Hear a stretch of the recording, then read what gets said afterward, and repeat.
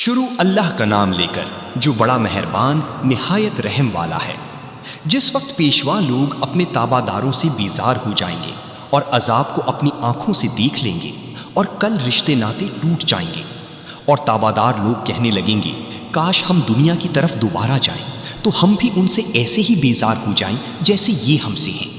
اسی طرح اللہ تعالیٰ انہیں ان کے اعمال دکھائے گا، ان کو حسرت دلانے کو۔ یہ ہرگز جہنم سے نہ نکلیں گے۔ لوگوں، زمین میں جتنی بھی حلال اور پاکیزہ چیزیں ہیں انہیں کھاؤ پیو، اور شیطانی راہ پر مت چلو، وہ تمہارا کھلا دشمن ہے۔ وہ تمہیں صرف برائی اور بے حیائی کا اور اللہ تعالیٰ پر ان باتوں کی کہنے کا حکم دیتا ہے جن کا تمہیں علم نہیں۔ اور ان سے جب کبھی کہا جاتا ہے کہ اللہ تعالیٰ کی اتاری ہوئی کتاب کی تابع داری کرو تو جواب دیتے ہیں کہ ہم تو اس طریقے کی پیروی کریں گے جس پر ہم نے اپنے باپ دادوں کو پایا، گو ان کے باپ دادی بھی عقل اور گم کردہ راہ ہوں۔ کفار کی مثال ان جانوروں کی طرح ہے جو اپنے چرواہی کی صرف پکار اور آواز ہی کو سنتے ہیں، سمجھتے نہیں۔ وہ بہرے، گونگے اور اندھے ہیں، انہیں عقل نہیں۔ اے ایمان والو، جو پاکیزہ چیزیں ہم نے تمہیں دے رکھی ہیں انہیں کھاؤ پیو اور اللہ تعالیٰ کا شکر کرو، اگر تم خاص اسی کی عبادت کرتے ہو۔ تم پر مردہ اور بہا ہوا خون اور سور کا گوشت اور ہر وہ چیز جس پر اللہ کے سوا دوسروں کا نام پکارا گیا ہو حرام ہے۔ پھر جو مجبور ہو جائے اور وہ حد سے بڑھنے والا اور زیادتی کرنے والا نہ ہو، اس پر ان کے کھانے میں کوئی گناہ نہیں۔ اللہ تعالیٰ بخشش کرنے والا مہربان ہے۔ بے شک جو لوگ اللہ تعالیٰ کی اتاری ہوئی کتاب چھپاتے ہیں اور اسے تھوڑی تھوڑی سی قیمت پر بیچتے ہیں، یقین مانو کہ یہ اپنے پیٹ میں آگ بھر رہے ہیں۔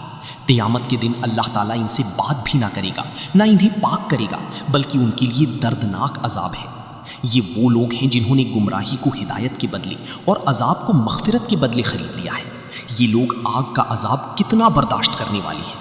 ان عذابوں کا باعث یہی ہے کہ اللہ تعالیٰ نے سچی کتاب اتاری، اور اس کتاب میں اختلاف کرنے والے یقیناً دور کے خلاف میں ہیں۔ ساری اچھائی مشرق اور مغرب کی طرف منہ کرنے میں ہی نہیں، بلکہ حقیقتاً اچھا وہ شخص ہے جو اللہ تعالیٰ پر، قیامت کے دن پر، فرشتوں پر، کتاب اللہ اور نبیوں پر ایمان رکھنے والا ہو، جو مال سے محبت کرنے کے باوجود قرابت داروں، یتیموں، مسکینوں، مسافروں اور سوال کرنے والوں کو دے، غلاموں کو آزاد کرے، نماز کی پابندی اور زکوٰۃ کی ادائیگی کرے، جب وعدہ کرے تب اسے پورا کرے، تنگ دستی، دکھ درد اور لڑائی کے وقت صبر کرے۔ یہی سچے لوگ ہیں اور یہی پرہیزگار ہیں۔ اے ایمان والو، تم پر مقتولوں کا قصاص لینا فرض کیا گیا ہے۔ آزاد آزاد کے بدلے، غلام غلام کے بدلے، عورت عورت کے بدلے۔ ہاں، جس کسی کو اس کے بھائی کی طرف سے کچھ معافی دے دی جائے اسے بھلائی کی اتباع کرنی چاہیے اور آسانی کے ساتھ دیت ادا کرنی چاہیے۔ تمہارے رب کی طرف سے یہ تخفیف اور رحمت ہے۔ اس کے بعد بھی جو سرکشی کرے اسے دردناک عذاب ہوگا۔ عقل مندو، قصاص میں تمہارے لیے زندگی ہے، اس باعث تم قتل ناحق سے رکو گے۔ تم پر فرض کر دیا گیا ہے کہ جب تم میں سے کوئی مرنے لگے اور مال چھوڑ جاتا ہو تو اپنے ماں باپ اور قرابت داروں کے لیے اچھائی کے ساتھ وصیت کر جائے۔ پرہیزگاروں پر یہ حق اور ثابت ہے۔